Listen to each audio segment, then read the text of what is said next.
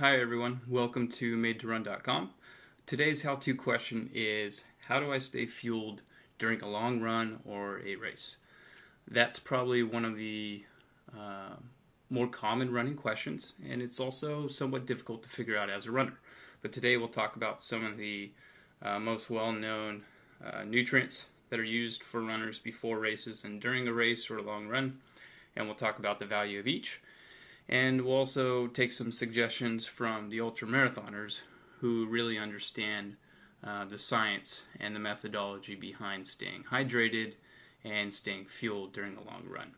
A famous quote from the Ultra Running Society is, "Ultramarathons are nothing but an eating and drinking contest with a bit of running in between." As facetious as that might sound, it's actually very, very accurate. For somebody who's running 50 to 100 miles, it's much more than just training your body to physically endure it.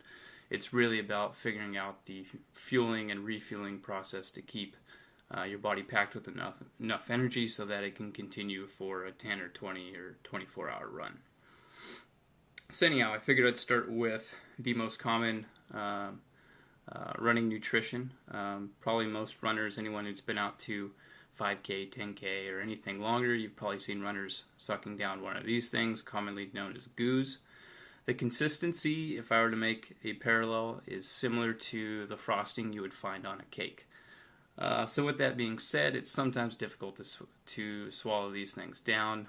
They're very sweet, very intense in flavor, really, really rich, and it's basically pure sugar mixed in with a bit of sodium, a bit of potassium, and also some caffeine to give you that extra kick, because caffeine is a known performance enhancer.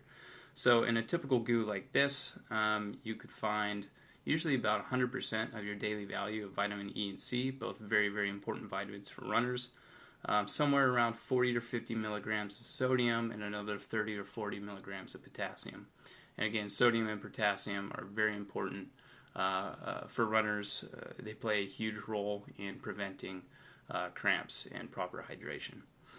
Each of these also packs about 100 calories. Fortunately, they come in a multitude of flavors. This one here is an espresso flavor. It also packs twice the amount of caffeine as the regular ones, so you can get anywhere from say 40 or 50 milligrams of caffeine in this, but otherwise everything is same across the board. It's about 100 calories a pop. And there are more flavors such as the tri-berry. This one is actually probably one of the favorites. When I stop in at running stores and review, this is one of the most bought products. And you can actually get this in an entire box if it's something that you prefer. So you can get a 24 pack, and that should last you for quite a few days or a few weeks depending on how much you run. There are multiple different types of these goos. There's the Clif Shots. It's basically the same product, easy to consume. You rip off the top, squeeze the bottom, pour it into your mouth, and you swallow it down. It has virtually identical composition in terms of nutrients, about 100 calories, 40 grams of sodium, 60 grams of potassium, and a couple other micronutrients such as vitamins A and C. Just like the goo packs, it comes in multiple flavors. This is another coffee related one. Besides these, so let's move these out of the way for now. Some runners also take a bit more of a natural approach. Fortunately, you can find these kind of all fruit, say apricot snacks at any grocery store. One of the benefits of these that some of the goo packs don't have is not only does it come with a natural source of vitamins such as C and E, but there are a lot of phytonutrients that go in combination with these antioxidants and nutrients that play an important role in the proper hydration, nutrient value, and energy sources that any person needs for day-to-day activity. And conveniently, they're usually about anywhere from 100 to 150 calories per bag as well. Easy to carry. Next, we'll move on to shot blocks. These are virtually the same thing as the goos, but since the goos have a consistency issue, the shot blocks are chewy. It's almost like a softer version of a gummy bear. One thing I will note and warn you about is when it's warm, and if it's a really hot run or race, these things can get a little more gooey than usual, and sometimes it's difficult to get them off your teeth once you're done chewing them. But nonetheless, they taste really good, come in multiple flavors. They pack anywhere from 100 to 200 calories, and again are loaded with sodium and potassium and vitamins A and C and calcium. Next, we also have, everyone knows this, Gatorade. The good side of Gatorade is it packs a ton of sodium and potassium. This was originally engineered to prevent dehydration and cramping in athletes, and it does that pretty well. However, it's not optimal compared to the product that I'm going to show you next. As good as Gatorade works, it's mostly packed with simple sugars, and simple sugars do two things. One, they can be tough on the stomach, and they can cause nausea.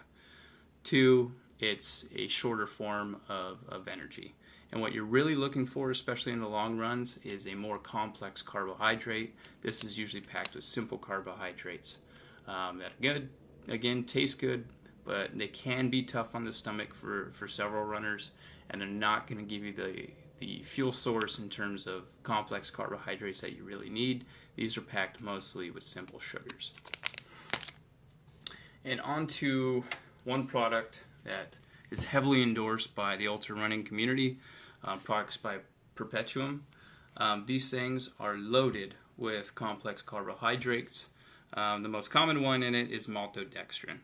Maltodextrin is relatively easy on the stomach. It's digested and absorbed at a steady rate, and it's probably the best complex carbohydrate that you can take in as an endurance athlete. Per serving, you get about 270 to 300 calories. It's also loaded with 220 milligrams of sodium. That's almost 10 times as much as you'll find in one of these. And it also has a ton of potassium as well. And it also carries 7 grams of protein per serving. For those that go on the really long runs, you're breaking down muscle as you go. So you need protein and amino acids to help with muscle recovery and repair during the run. So we highly recommend this. The approach that several ultramarathoners take, and I think it's a good approach for anyone who's going to run 10 miles or more, is you bring 2 bottles, whether it's on your hips or in a backpack, however it may be. One's filled with just pure water. The other one's filled with a complex carbohydrate mixture, such as the Perpetuem. If you're just bringing in a nutrient-rich solution, that can still be tough on the stomach, and it's also nice to have pure water to basically dilute it and to try and settle the stomach. And also pure water, it's absorbed more quickly into the body. So taking in just pure water, it's good to prevent rapid dehydration. So there you have it. That's a breakdown of some of the best ways to refuel. If you're taking goos, take anywhere from 2 to 3 of those per hour during a run, and take in 16 to 20 ounces of your nutrient-rich solution per hour as well.